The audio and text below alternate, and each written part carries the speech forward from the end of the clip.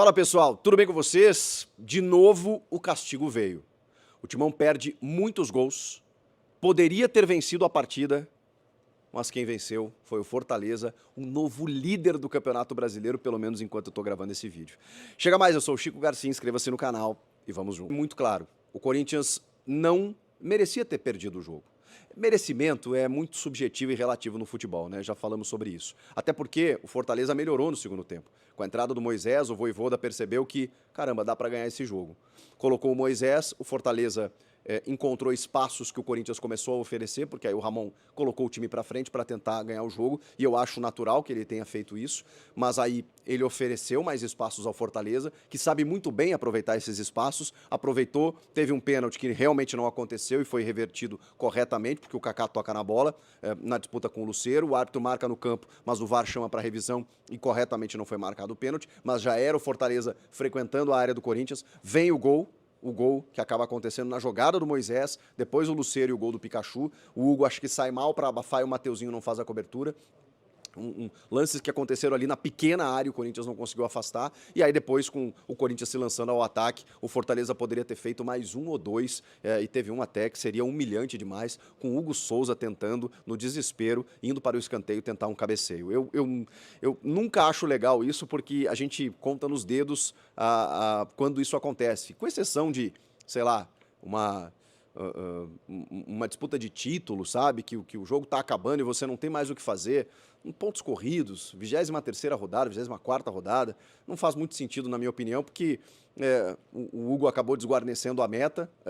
Dificilmente, é muito difícil aproveitar essa chance com o goleiro. Eu sei que ele é um cara mais alto ali, mais um dentro da área, mas o que aconteceu?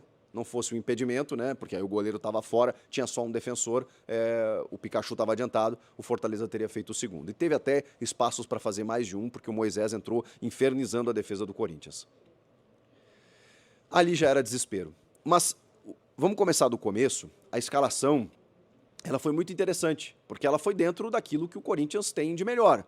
Os jogadores que voltaram a ficar à disposição, Yuri Alberto, Ranieri, Romero, todos eles ficaram no banco de reserva, com exceção do Tales, que começou como titular. E aí, com 3 minutos, o Tales machuca. E aí, teve um problema ali, porque o Tales machucou, na verdade, ele caiu na disputa e deslocou o ombro.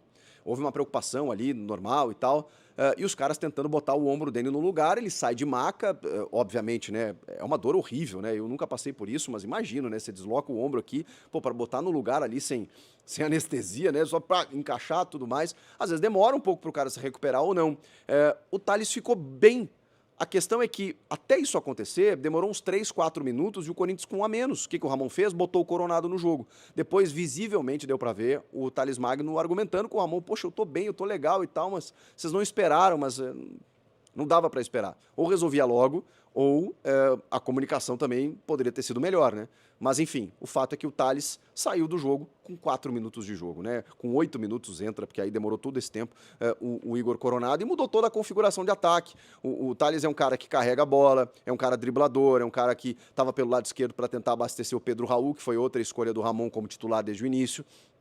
Quando entra o Coronado, ele fica com o Rian, o Charles, o Garro, o Coronado, e aí o Pedro Raul mais avançado. Mais ou menos o time que jogou contra o Bragantino e que até foi bem no primeiro tempo. Depois, no segundo tempo, o Corinthians jogou muito mal e sofreu a virada do Bragantino, que levou a decisão para os pênaltis. O trio de zagueiros, né, com o Félix Torres, o Kaká e o André Ramalho, e os laterais, o Mateuzinho e o Matheus Bidu. O Rian errou muitos passes, estava muito mal, mas o Fortaleza não jogou bem. E esse primeiro tempo, ele nos deu esse indicativo. Cara, o Fortaleza não tá bem. O Fortaleza não criou grandes chances. Teve uma finalização do Felipe Jonathan que o Hugo agarrou no centro do gol. Teve volume, teve presença ali na intermediária, mas o Corinthians também ficou com a bola. E aí teve uma grande jogada do Garro com o Coronado, Matheus Bidu, que fez a ultrapassagem, uma das poucas vezes, porque quando você tem mais um meia ali no meio campo, né, no caso o Coronado e o Garro, e não tem atacantes, porque aí ele abriu mão do Tales Magno e não colocou mais atacantes, era só o Pedro Raul, você precisava dos laterais. Você precisava de ultrapassagem tanto do Bidu pela esquerda quanto do Mateuzinho pela direita, e não estava acontecendo isso. Numa única vez que aconteceu com o Bidu, ele fez um cruzamento, uma bola forte a meia altura, tá? Mas o Pedro Raul não conseguiu aproveitar, embaixo da trave, ele levantou a perna e isolou a bola, numa das poucas chances que o Corinthians teve claras assim no primeiro tempo. Mas já era um Corinthians chegando, e eu pensava, opa, O Fortaleza não está chegando, o Corinthians já chegou uma. E aí depois, né, teve uma presença diária, como eu disse, do Fortaleza e tal, o Hugo fez umas intervenções, mas nada demais. O bicho-papão não era grande, o Leão não estava tão feroz, mas é um time muito cascudo, que percebeu, dentro da sua estratégia, que precisava ganhar o jogo até para se tornar líder pelo empate com o Botafogo e precisava ganhar o jogo no segundo tempo. Só que o Corinthians também. O Ramon Dias provavelmente foi para o intervalo e falou assim, rapaziada, dá para ganhar esse jogo. Mais do que dá para ganhar, precisamos vencer. Porque antes da bola rolar, você pensava o seguinte, Fortaleza vai ganhar por 1-0, tá, é um resultado normal, é um time disputando o título e outro a permanência, a zona do rebaixamento. O empate, teoricamente, não seria mau resultado. Você vai jogar contra o líder da competição, fora de casa, você voltar com ponto, beleza. O problema é o contexto, é a situação do Corinthians. Não dava para negociar, tinha que vencer o jogo. Aí você vai para o jogo e percebe que o Fortaleza não está vivendo a sua melhor tarde, a sua melhor partida. Não sei se desgastado pela Sul-Americana, porque venceu o Rosário Central no meio da semana. Não era o Fortaleza. O Fortaleza estava com o freio de mão puxado, estava travado. E o Corinthians estava se lançando. Eu falei, caramba, olhando o jogo, dá para ganhar.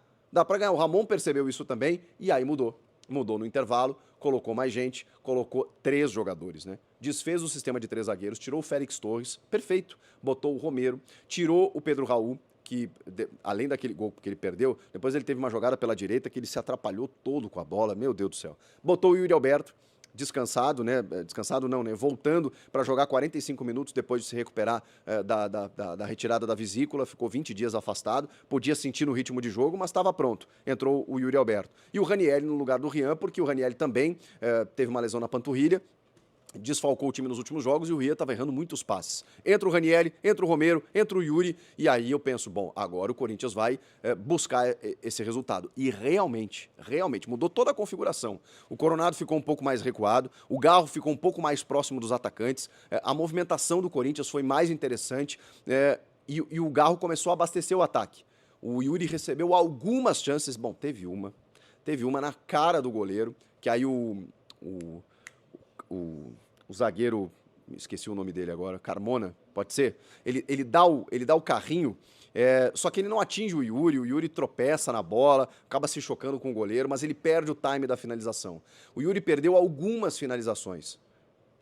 E esse é o problema. De novo, o Corinthians não tem um jogador que faça os gols, que seja eficaz, que consiga pegar essa bola do Rodrigo Garro, tentando lançar em profundidade, para poder finalizar. E o Yuri teve algumas chances. Isso não aconteceu. Aí, o Fortaleza pensa, bom, já que o Corinthians não vai ganhar o jogo, vou ganhar eu. O Vojvoda pensou isso, botou o Moisés. E aí começou, né? Aí teve o pênalti, revertido corretamente. Aí teve o gol, na jogada do Moisés, Lucero e Pikachu. E aí o Ramon começou. Não, vou tirar... tirou o Charles, que já estava amarelado, botou o Giovani, empurrou todo mundo para frente para tentar alguma coisa, e aí foi desespero, né? O final do jogo era bola na área, finalizações que não davam certo, em nenhum momento, assim, apesar dessa profusão, você pensava assim, caramba, tá difícil porque falta aquele detalhezinho técnico na última bola, no último terço. E aí, mais do que tudo isso, gente, o que me preocupa são os sinais, né? Você tá vendo um time que tá patinando na areia movediça e não consegue sair dali. Um time que não jogou tão mal assim em termos de construção de jogo, de domínio, de posse, contra o líder do campeonato. O Fortaleza não esteve bem e isso indica que o Corinthians poderia ter vencido o jogo, mas aí vem o outro lado, que é o mais preocupante. O Fortaleza não jogou tão bem, jogou o suficiente para vencer o Corinthians. O Corinthians fez um esforço danado e perdeu a partida. Construiu jogadas, perdeu gols, foi lá e tomou um. E assim vai indo, como aconteceu com o Juventude, com 2 jogadores a mais, como aconteceu com o Bragantino, numa pressão absurda no final do jogo, em que o Corinthians não consegue virar a partida, e assim foi indo. Com muitos pontos desperdiçados em casa, dessa vez o Corinthians foi como visitante, como aconteceu contra o Bahia, por exemplo, e lá venceu. Contra o Fortaleza não conseguiu. E aí você vê a tabela, o Grêmio venceu, outros adversários ali podem se distanciar, e o Corinthians na 18ª posição. É preocupante, é muito preocupante, porque tem o avanço nas Copas, tem reforços chegando, mas cadê o cara que vai resolver o sistema ofensivo? Será que é o Héctor Hernandes? Não tem como nutrir grande expectativa sobre ele. E aí eu não falo nem no sentido negativo, eu falo de incógnita mesmo. Eu não sei o que ele pode corresponder. Pode chegar aqui e empilhar gols, mas ele até agora, o fato que temos é que ele teve destaque em ligas inferiores na Europa. Mas beleza, ele estava no Chaves, onde estava o Hugo Souza também. E o Hugo chegou dono da posição. Então não dá pra gente dizer que ele não vai render, mas também não dá pra gente dizer que ele vai solucionar o problema, porque não temos como saber. E esse foi o jogador escolhido pelo Corinthians para ser o camisa 9, o fazedor de gols. O Thales Magno, que recém chegou, deu azar hoje, né? De em 3 minutos ter que sair. Porque ele estava resolvendo também uma parte do setor ofensivo. Além de outros jogadores, né? O André Ramalho, o Hugo Souza, reforços que também estavam resolvendo. O Alex Santana, por exemplo, era um cara que também deu azar. Ele e o Corinthians, né? Porque ele também estava funcionando, mas lamentavelmente já desfalcou o time também. Ou seja, tem uma aura negativa, tem um problema que o Ramon não está conseguindo resolver. Mas hoje o diagnóstico foi muito claro. O Corinthians criou para vencer a partida. Criou contra um adversário que não esteve no seu melhor momento. E mesmo assim, quem venceu foi o Fortaleza e o Corinthians saiu derrotado. Você tem alguma outra explicação para o que aconteceu? Comenta aqui, inscreva-se no canal e eu volto na próxima. Tchau, pessoal. Valeu.